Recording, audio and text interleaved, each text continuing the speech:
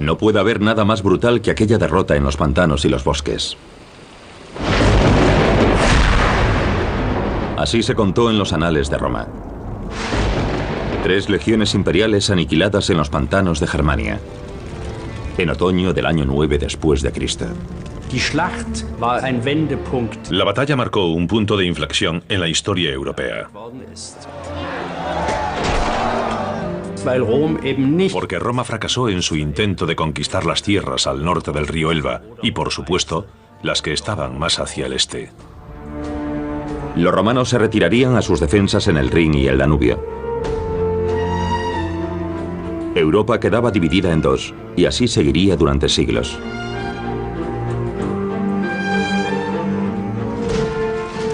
Fue el comienzo de la leyenda germana. La mayor potencia militar del mundo antiguo hincaba la rodilla ante una alianza de hierro de tribus amantes de la libertad.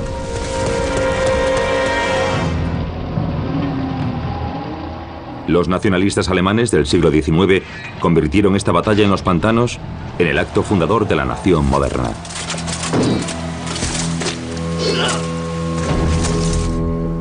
Y hasta la búsqueda del campo de batalla se convirtió en una preocupación nacional.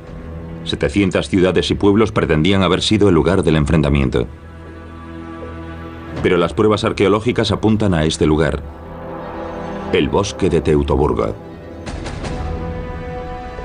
Desde 1875, un monumento al vencedor domina el paisaje. Arminio para los romanos, o Hermann, el primer héroe de la liberación germana. Desde entonces, el recuerdo de Arminio ha permanecido vivo en este país. Esta es su historia.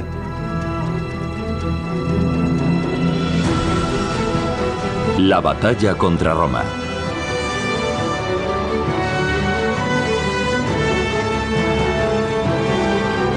Episodio 1. Una provincia demasiado lejana.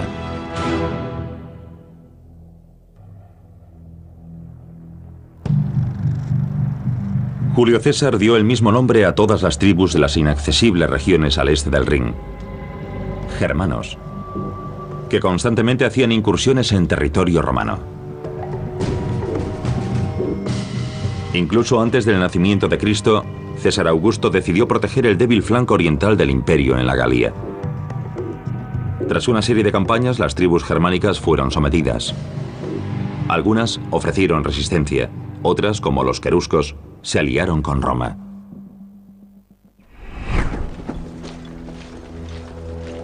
Esta tribu vivió entonces bajo el puño de hierro de la Pax Romana.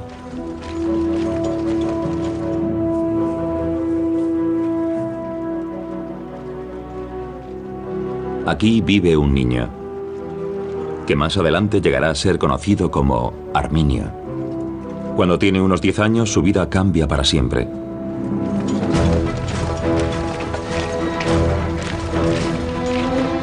Arminio es de sangre noble.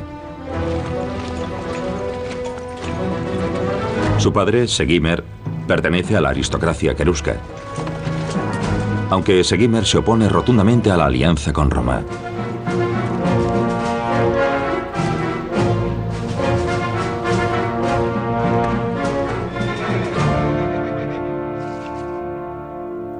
Pero los nobles han elegido a Segestes como líder de su clan. Segimer debe aceptar su liderazgo y sus decisiones. Pero Segestes no es bienvenido en este lugar. Segestes ha elegido la alianza con Roma y ahora ha venido a cumplir las condiciones de esa alianza. Ha venido a por los hijos de Segimer. Deben ser entregados de inmediato a las fuerzas de ocupación.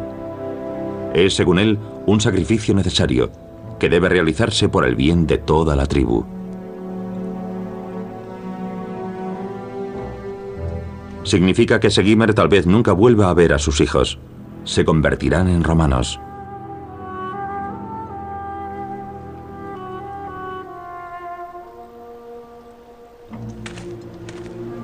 La toma de rehenes era una de las tácticas favoritas de los romanos.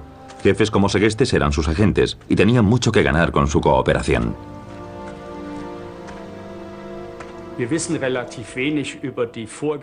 Sabemos relativamente poco sobre la historia antigua de los queruscos. Aparecen de repente en la época de Augusto. Durante un tiempo fueron enemigos de Roma, pero después firmaron una alianza con ella. Segestes era el líder de los queruscos en tiempos de la conquista romana. Cuando una superpotencia colosal, como Roma, choca con una tribu relativamente pequeña, no es de extrañar que parte del clan o toda la tribu decida aliarse con el enemigo.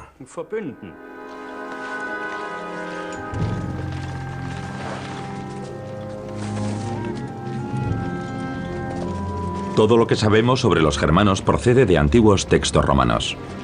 Escritores como Patérculo, Tácito o Dion Casio recogieron los testimonios de los soldados romanos que volvían de Germania. Las tribus germánicas no tenían textos escritos, de modo que no dejaron versión alguna de la historia de Arminio. Arminio y su hermano Flavio el Bello serían educados como romanos, para que algún día pudiesen volver a su patria como representantes del poder romano.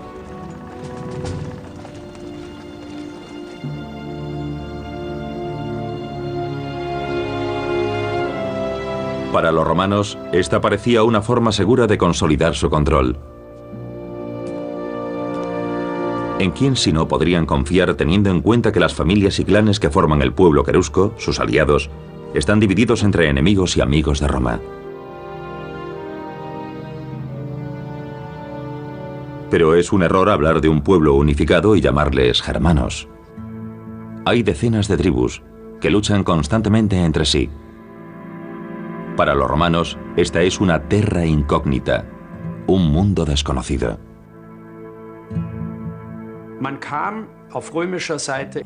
Desde el punto de vista romano, se estaban adentrando en un territorio que nunca antes habían conquistado. La Galia tenía una estructura bastante diferente. Eran celtas, ya tenían ciudades permanentes y sus tribus eran jerárquicamente mucho más estables que las de Germania.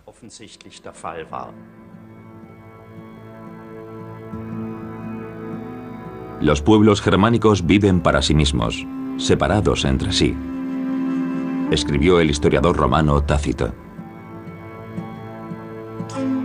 Los mayores asentamientos apenas tenían 25 casas, y humanos y animales convivían bajo el mismo techo.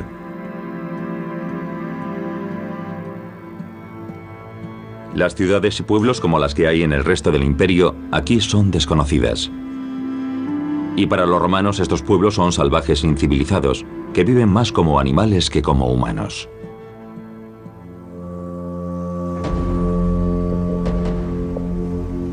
Tácito nos cuenta que viven en un territorio salvaje, entre los ríos Rin y Elba.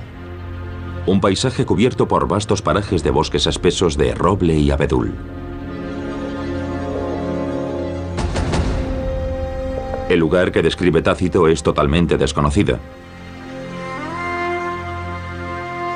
Las ciénagas que cubren este territorio son repulsivas. Los bosques hacen que los hombres se estremezcan de miedo. Lo que más desconcertaba a los romanos era que no había caminos, ni rutas comerciales, ni por lo tanto puntos fijados hacia los que dirigirse. No había castillos ni baluartes que tomar. Solo aquel bosque terrible que tardaron 9 días en cruzar y en el que no encontraron ni un solo ser humano. Era una pesadilla para los romanos.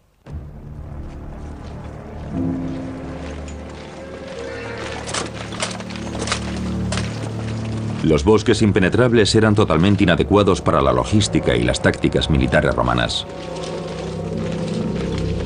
Ser destinado a Germania en el gélido norte era considerado un castigo por la mayoría de los soldados romanos.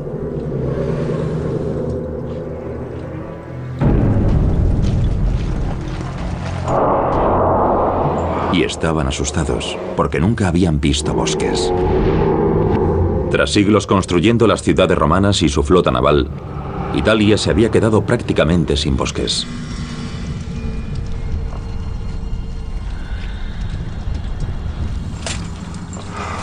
Les habían destinado al norte de Europa. Sabían que aquel no era su lugar. Julio César escribió: aunque caminen durante 60 días, no podrán decir que han llegado al final de este bosque. Y ni siquiera sabrán dónde termina.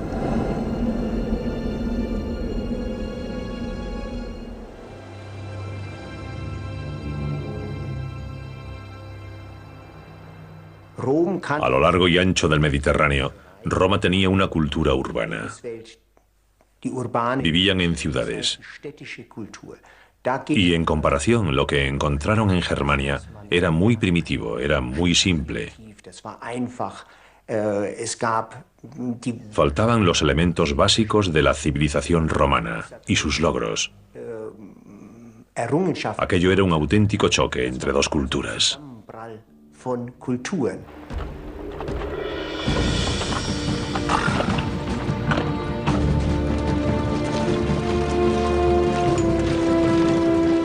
Para Arminio y Flavio, su viaje hacia el mundo romano les habría llevado en primer lugar a través de los bosques hasta el río Rin.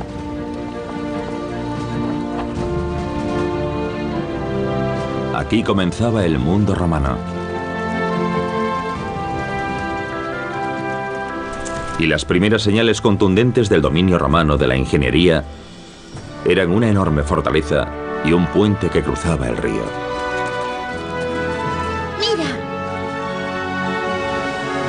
Desde este campamento del ejército en Vétera, muchos miles de legionarios protegen la frontera de Roma a lo largo del río. Es solo uno de los muchos campamentos a lo largo del Rin.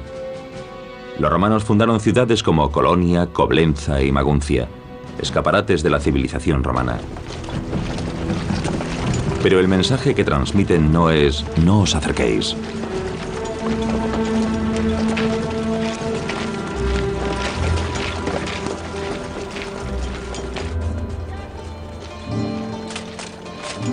Al contrario, son un imán para los bárbaros, que se embarcan en un comercio próspero con los romanos.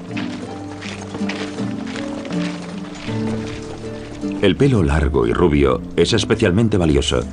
Los germanos aceptan monedas que no han visto antes a cambio de sus pieles y cueros.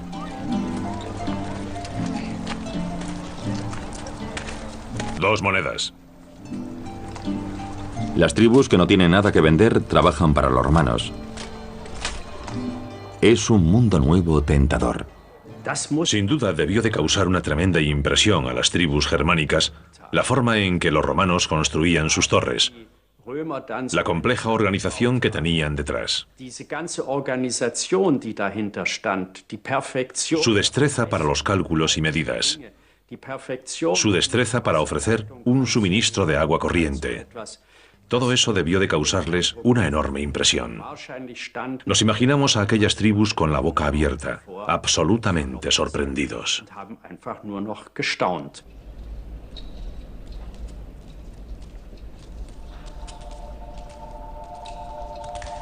La separación de su familia debió de ser dolorosa para Arminio. Pero había numerosos estímulos nuevos para distraerlo. Además, los hermanos bárbaros seguramente se convirtieron en una atracción. Como hijos de nobles recibieron un trato privilegiado.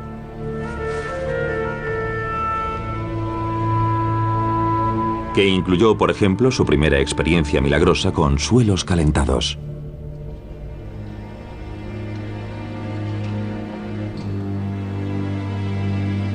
Es el viaje de sus vidas. Remontan el río Mosela, atraviesan las ciudades de la provincia romana de la Galia y continúan por el Mediterráneo, hasta la capital del mundo antiguo. Era una táctica muy popular entre los romanos.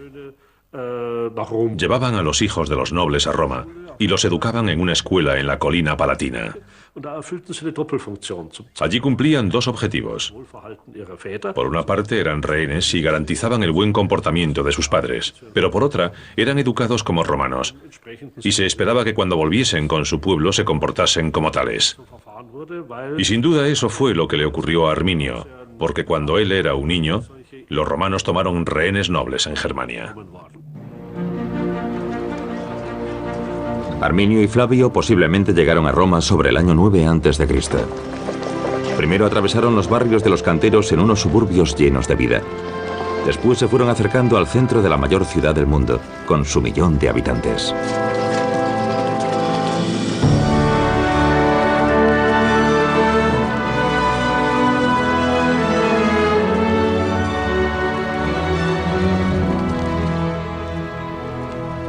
Arminio llega a una ciudad que prospera como nunca. Grandes rutas de desfile recorren la ciudad. El mármol reluce bajo el sol mediterráneo.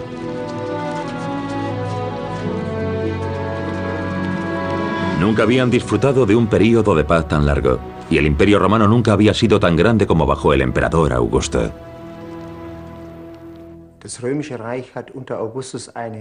Bajo Augusto, el Imperio Romano había alcanzado un tamaño desconocido, porque Augusto lo amplió mucho más allá de lo que habían hecho sus predecesores. Piénsenlo. El norte de España, los Alpes, grandes franjas de territorio que llegaban hasta el Danubio, Anatolia interior, Judea, Egipto, África. Él añadió todo esto al Imperio Romano, que alcanzó una extensión geográfica enorme.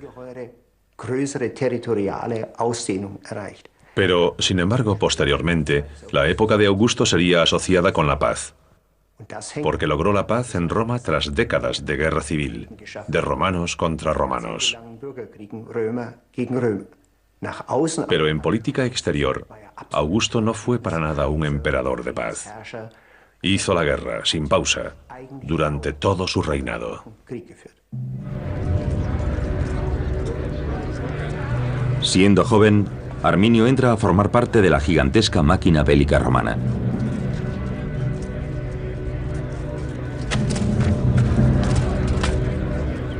Enseguida comprende la clave del éxito militar de Roma: la disciplina.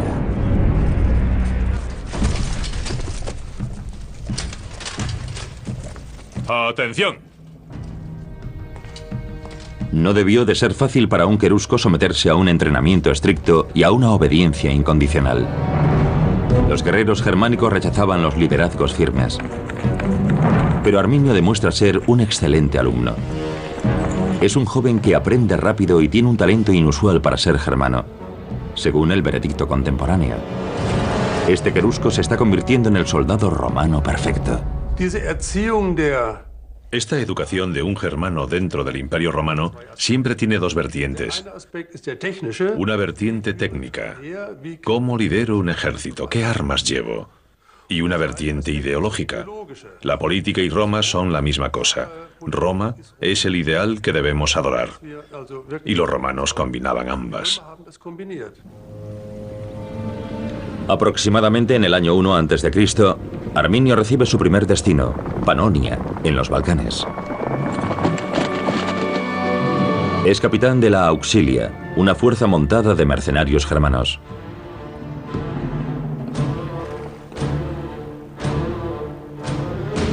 Las tribus de esta provincia balcánica se han levantado contra Roma. Roma contraataca con fuerza y envía 15 legiones, más de 100.000 hombres, la mitad de todo su ejército, para aplastar a los rebeldes. ¡Atención!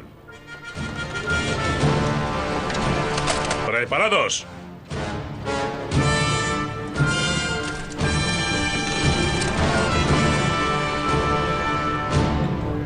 Es una demostración de la absoluta superioridad de la estrategia militar romana. ¡Fuego! ¡Fuego!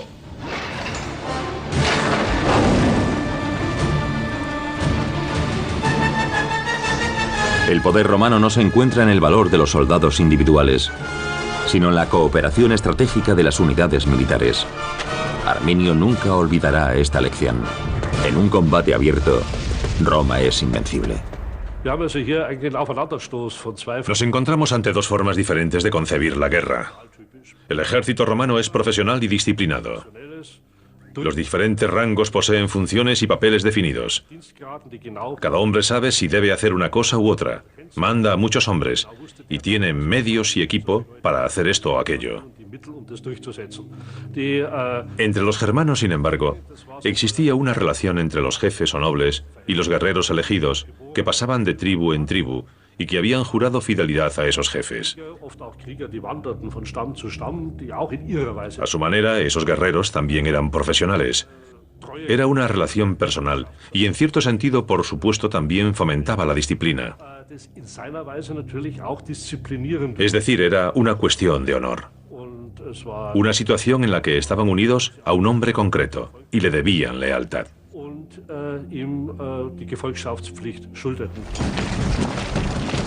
Los romanos avanzaban en una formación cerrada llamada testudo.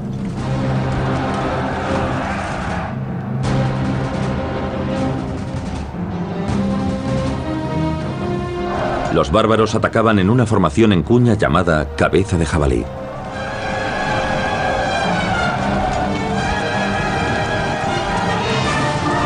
La fuerza del impacto es efectiva solo momentáneamente.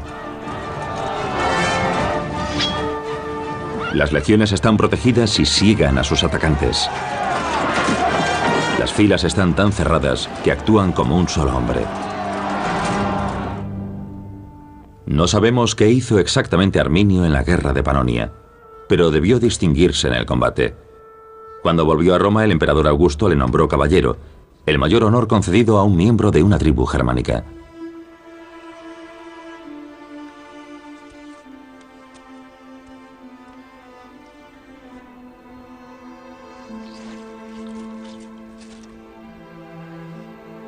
El hijo de un noble de los bosques de Germania se había convertido en un ciudadano respetado en Roma.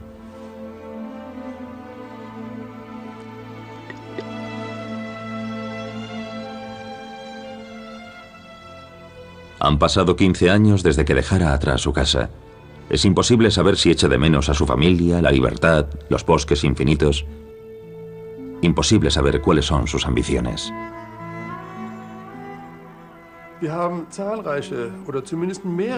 Conocemos muchos casos de germanos al servicio de Roma que aprendieron a comportarse como romanos, pero sin sentirse romanos ni ser leales a Roma. No es fácil conseguir que la gente se comprometa de verdad con un sistema que puede que les conceda grandes privilegios, pero que también les exige un cambio de identidad. No todo el mundo puede hacerlo. En el año 7 después de Cristo, Augusto nombra un nuevo gobernador para Germania.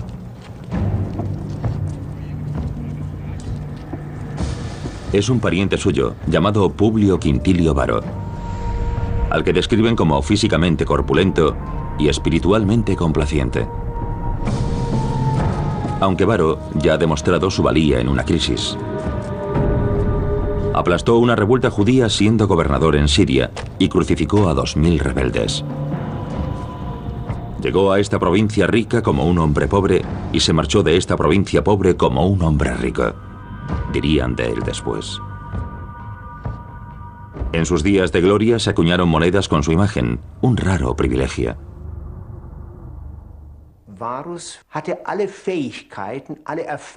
Varo tenía las habilidades y experiencia que necesitaba un senador romano seleccionado para el trabajo en Germania. Augusto, desde luego, no enviaría a cualquiera a aquella zona, solo porque fuese su pariente, si no estuviese convencido de que tenía la experiencia necesaria para cumplir con lo que se esperaba de él. Pero entonces Augusto toma una decisión que tendrá consecuencias imprevistas. Envía a Arminio a Germania junto a Varo. Es una decisión que agrada a Varo.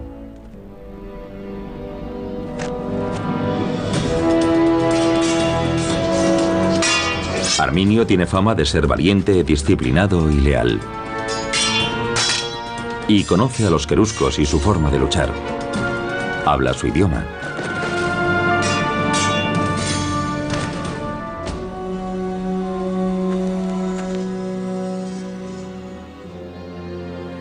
El año 7 después de Cristo, Arminio regresa a su patria. En los últimos 15 años los romanos han llegado en masa, han construido su nueva provincia, han montado campamentos a orillas de los ríos Rin, Meno y Lippe, para consolidar su control en la Germania Magna. En Haltern, a orillas del Lippe, se encuentra su centro administrativo, la capital de la nueva provincia. Junto al actual Museo Romano de Haltern, crean una base para 3 legiones, un total de 20.000 hombres.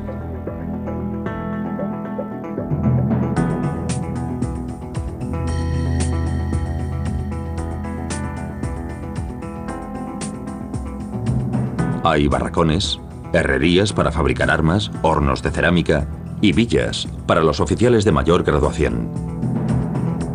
Y en el Lippe hay un puerto al que llegan mercancías y lujos romanos, para hacer la vida más soportable en estas tierras bárbaras. Ya desde el principio, los romanos intentaron dar la impresión de que habían sometido a Germania. En su testamento, Augusto escribió: «He conquistado Germania hasta la desembocadura del Elba». Cuando un general obtenía una victoria en Germania, adoptaba el título de germánico, para significar que tenía a las tribus germánicas bajo control.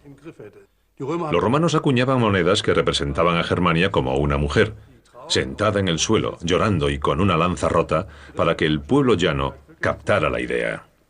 Pero Tácito contradice esa idea. Dice: eso es una tontería. Germania no ha sido derrotada. Las tribus germánicas siguen viviendo igual que hace 200 años, completamente libres.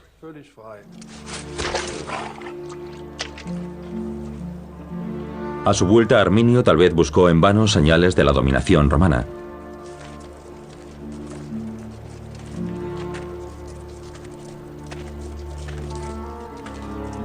A medida que se aleja un poco de las fortificaciones romanas, el avanzado modo de vida romano no aparece por ninguna parte.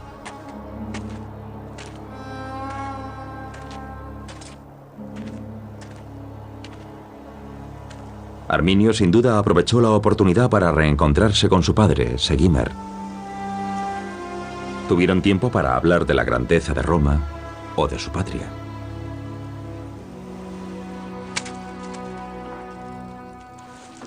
Por cálida que hubiese sido la bienvenida, el padre sin duda habría sentido una mezcla de emociones al ver entrar a su hijo en la casa familiar vestido con el uniforme de un soldado romano.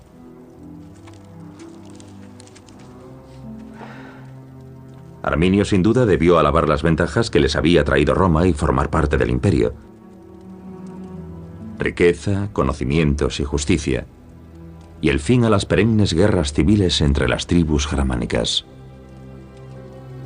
Pronto habría calzadas, ciudades, incluso suelos de piedra calientes en lugar de tierra batida. Pero son 2 hombres que hablan sin escucharse. Para Segimmer, su hijo niega a la tierra que le vio nacer. Los romanos exprimen a las tribus a base de tributos, como si fuesen las uvas de un vino amargo. Los cuentan como ganado para imponerles impuestos y prohíben a los hombres libres llevar armas.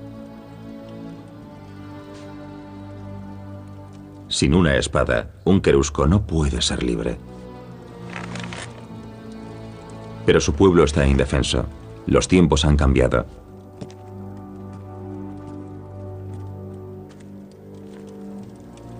Los queruscos están condenados a una vida de esclavitud. Han perdido su libertad.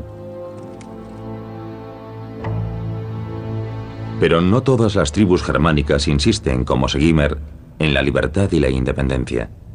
En el río Land, cerca de la pequeña localidad de Valgirmes, los arqueólogos han realizado un descubrimiento extraordinario. Cuando en 1993 se encontraron restos romanos en esta zona, se pensó que era solo otro campamento del ejército. Los escritos romanos decían que habían fundado ciudades propiamente dichas al este del Rin, pero los expertos siempre los habían tachado de propaganda. Pero ahora había pruebas de algo más. Esta es una ciudad civil. Hasta ahora, la única ciudad romana descubierta a este lado del Rin. Fue planificada para que la habitasen romanos y germanos.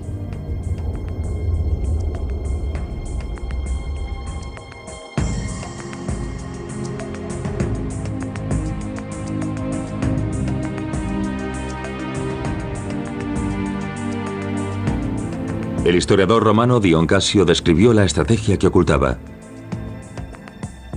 Al construir foros, casas y baños, se seducía a los pueblos derrotados para que abrazasen la paz.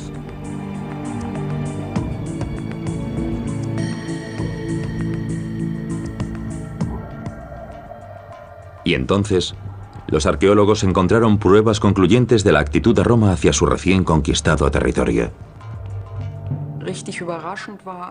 Nos sorprendimos mucho cuando encontramos fragmentos adornados en un lateral con pan de oro. Enseguida nos dimos cuenta de que tenían que ser partes de una estatua de bronce.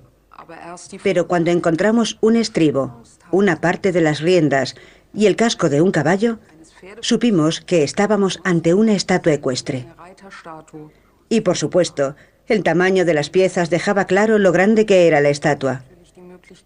Era a tamaño natural. Y dado que tenía adornos dorados, una estatua de esa época, colocada en ese lugar, solo podía haber sido una estatua del emperador Augusto. Este monumento áureo se alzaba en el foro.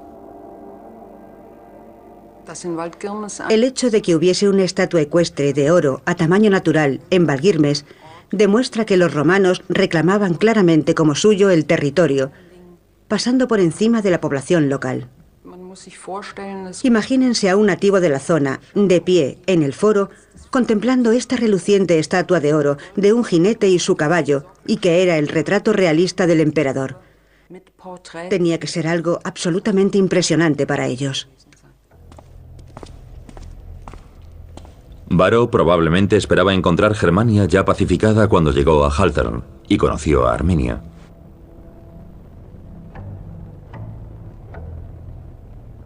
Su tarea consiste en convertir Germania en una provincia romana de pleno derecho. El conocimiento del terreno de Arminio es inestimable. Pero un simple capitán de la caballería auxiliar nunca le diría a su general lo que tiene que hacer. Varo insiste. Un germano sabe cómo tratar con germanos. Sabrá cómo ganarlos para el imperio.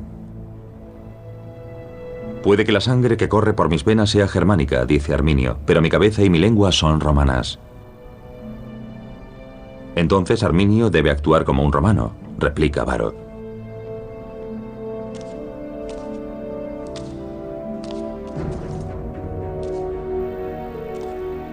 Y a Arminio le es encomendada su primera misión. Las legiones están a punto de ponerse en marcha hacia sus campamentos de verano. Arminio será quien reconozca el terreno.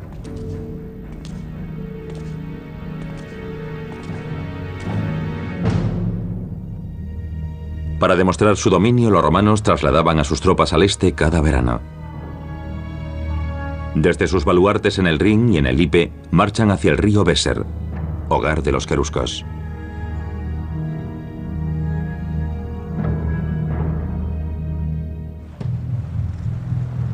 Viajar por estas tierras vírgenes desconocidas es una empresa desalentadora. No hay calzadas de ningún tipo. Para transportar a sus tropas y llevarles suministros, los romanos se ven obligados a usar el río Lippe.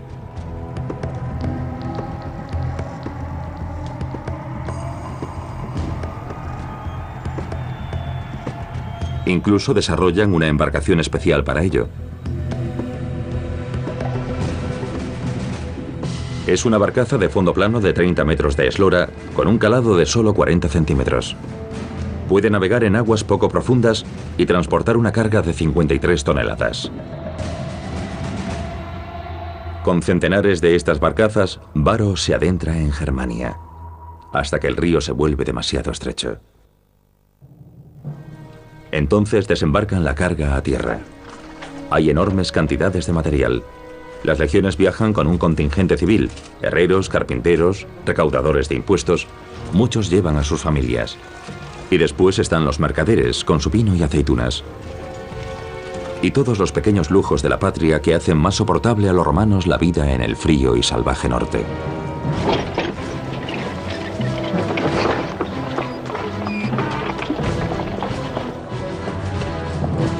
La unidad auxilia, formada por mercenarios germanos a caballo, se encarga de abrir y escoltar la marcha. Arminio es su comandante.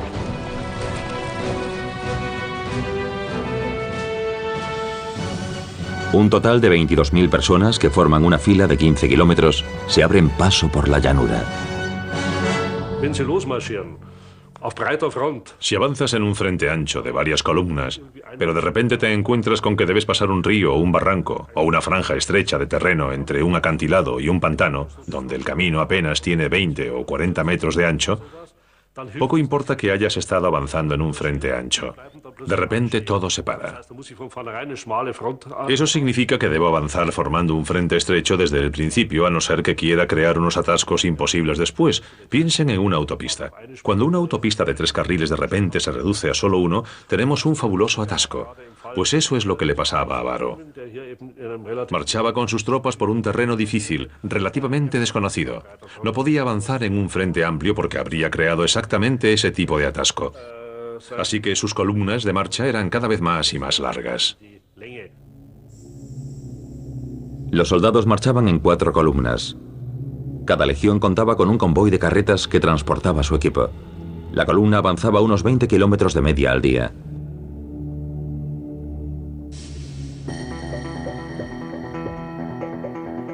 Las legiones se dirigían hacia una zona próxima a la actual Minden, que incluso hoy conserva su nombre latino, Porta Westfálica.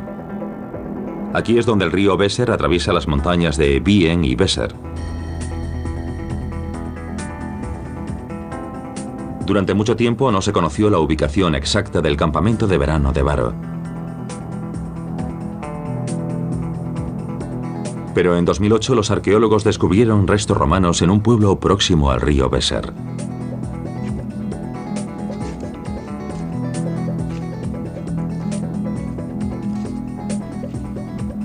Todavía es pronto para decirlo, pero hallazgos como este sugieren que este lugar era una base militar. Tal vez el campamento de verano de Varo. Es la estaca de una tienda legionaria.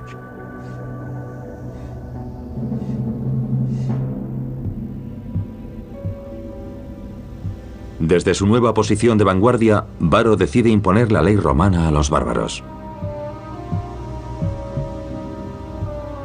Un pueblo que no ha sido sometido en combate tal vez pueda ser controlado con la aplicación estricta de la justicia.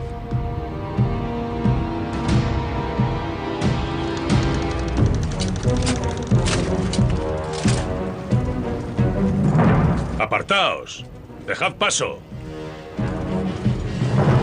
¿Pero es este realmente el momento ideal? El historiador Velleio Paterculo tiene sus dudas. Escribe: Varo dio órdenes a los germanos como si ya viviesen en la esclavitud. Les exigió tributos como si fuesen sus súbditos.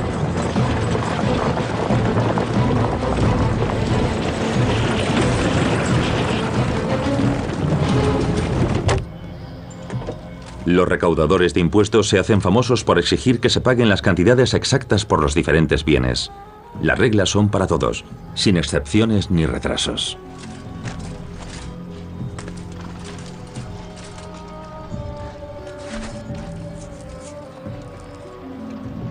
Bien. Pero las autoridades de la hacienda romana se sienten decepcionadas con lo que consiguen en los pueblos germánicos.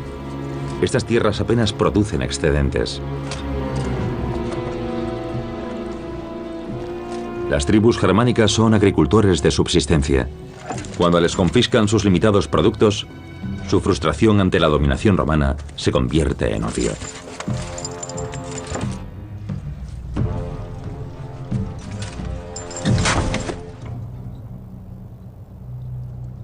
Y la ley romana solo empeora las cosas. Que una persona sea juez en la disputa entre otras dos va en contra del sentido de la justicia germánica. Siempre ha sido privilegio de los nobles germánicos negociar entre sí los asuntos de justicia.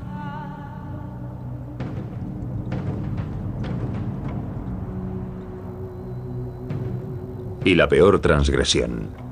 Varo condena a los nativos a ser crucificados por robo.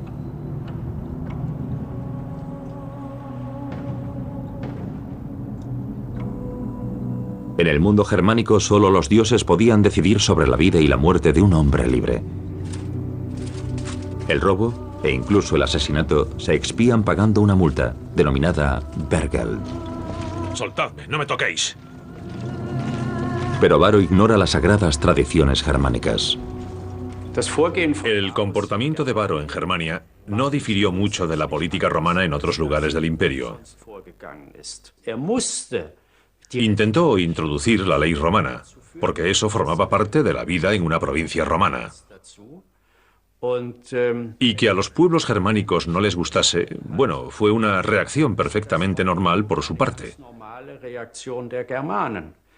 Pensemos en lo que pasa hoy. A la gente no le gusta que la juzgue o la encarcele una potencia extranjera. Todas las comunidades intentan resistirse cuando aparecen extranjeros que quieren imponer su forma de justicia.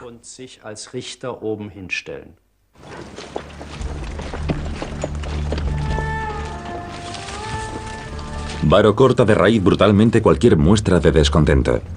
Los cabecillas son ejecutados, sus aldeas quemadas.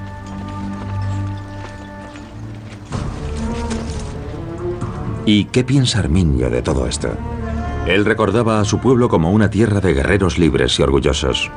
A su vuelta los encuentra indefensos, impotentes y desmoralizados, oprimidos por el mismo poder que él representa.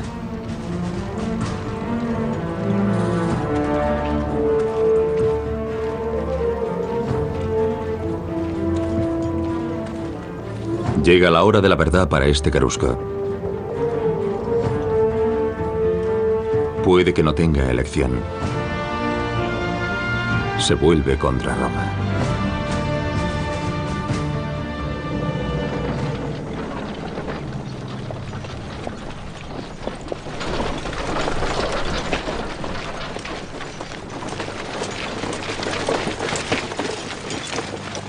Los historiadores siguen debatiendo por qué hizo exactamente Arminio lo que hizo. Las fuentes romanas no nos dicen nada. Pero tal vez no sea tan difícil de comprender.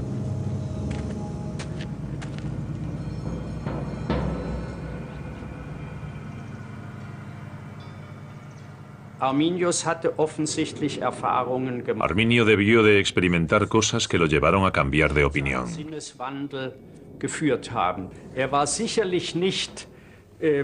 Roma nunca había sustituido completamente al mundo querusco en sus lealtades. Y seguramente tuvo presiones de ambos bandos cuando tomó la decisión.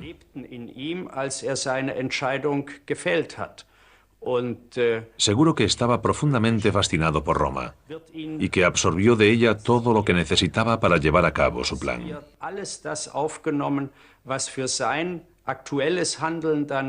Y usó todo eso y lo sumó a su herencia germánico-querusca para volverse contra Roma.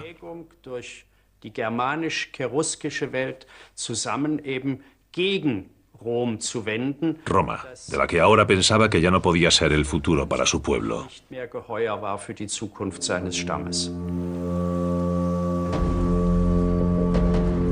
Pero tal vez Arminio tenía razones egoístas para traicionar a Roma. Cualquier pretensión de hacerse con el liderazgo de su tribu se habría resentido por su cercanía a Varo. Encabezar una revuelta exitosa contra Roma le daría un enorme renombre entre todos los pueblos germánicos.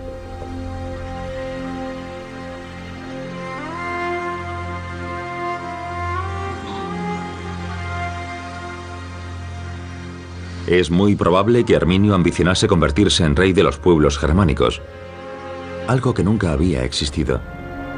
Según esta teoría, actuó movido por esta extraña combinación de patriotismo local y del característico deseo romano de alcanzar el poder.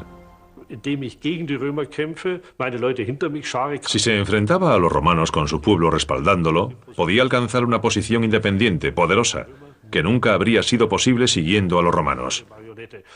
Siempre habría sido su marioneta. Y desde luego, él deseaba alcanzar el poder. De modo que este impulso personal, podemos decir que era una lucha por la libertad. Y al mismo tiempo, usó este impulso para crear su propio reino, su propio imperio, el imperio de Arminio. Y desde luego no es una coincidencia que acabase siendo asesinado por su propio pueblo, porque en cierto sentido era un enemigo de la libertad germánica.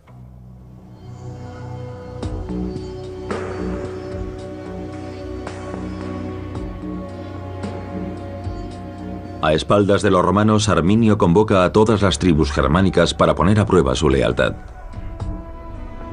Tiene que persuadirlos de que posee el Heil de un líder militar triunfante. Para los pueblos germánicos, el Heil es la expresión máxima de la buena suerte. Aquel que se lo gana o que lo recibe de los dioses tendrá éxito en todo lo que emprenda y compartirá su Heil con todo aquel que le siga.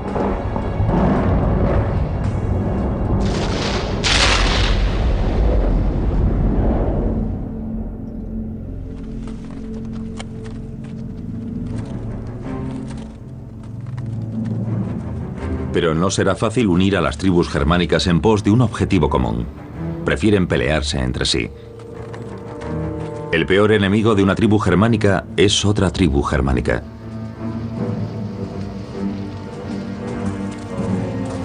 Hay líderes tribales que reciben oro y privilegios de los romanos a cambio de su lealtad. Uno de ellos es Segestes, un pariente de Arminio. Segestes ha sido elegido jefe de los queruscos. Segestes intenta convencer a los jefes de las demás tribus de que sería un suicidio alzarse contra Varo y sus legiones. En todas las sublevaciones que se han producido hasta ahora, los romanos han resultado victoriosos. Las tribus han sido aplastadas. La venganza de los romanos ha sido terrible. Atacarlos de nuevo solo produciría el mismo resultado. Solo que esta vez las represalias serían todavía más brutales. Un romano perfecto como Arminio debería saber mejor que nadie que los romanos son invencibles. Es Arminio el romano quien recuerda a su pueblo que viven en la esclavitud. Han robado a nuestras familias la libertad. Que las armas y símbolos de la ocupación, las hachas de combate romanas, los recaudadores y las togas invaden sus bosques y pueblos. Que los hombres libres pagan impuestos y tributos a extranjeros y son ejecutados bajo las leyes romanas. Para convencer a los últimos indecisos que temen encaminarse a una muerte segura y guiar a sus familias a la esclavitud, Arminio les revela que tiene un plan. Un plan que hay que poner en práctica inmediatamente. Arminio promete guiar a sus seguidores hacia la libertad.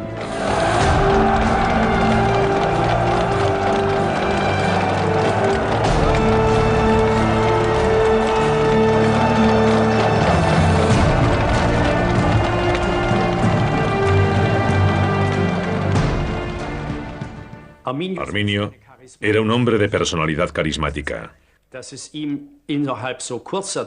¿Cómo si no habría conseguido poner a tanta gente de su lado tan rápidamente y con tanto secreto, sin que los romanos se diesen cuenta de nada, o al menos sin que notasen algo que les llevase a sospechar?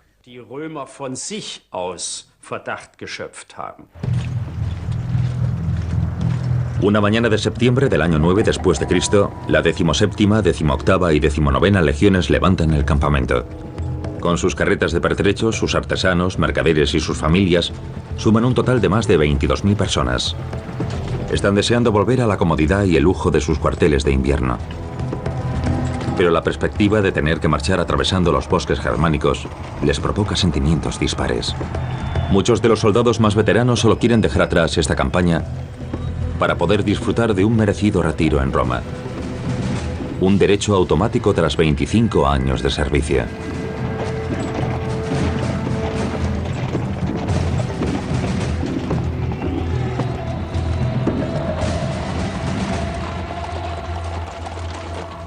El estruendo de las armaduras y el sonido de los pasos de miles de pisadas se escuchan en lo más profundo del bosque.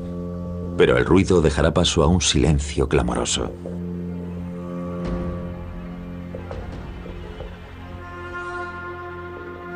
La grandeza de Roma, tan efectiva para la intimidación de sus enemigos, se verá impotente aquí. Algo ocurrirá en estos bosques. Un peligro mortal acecha, perfectamente oculto. Varo y sus soldados caminan hacia el desastre. La carnicería se desatará sobre los romanos sin previo aviso y con furia salvaje.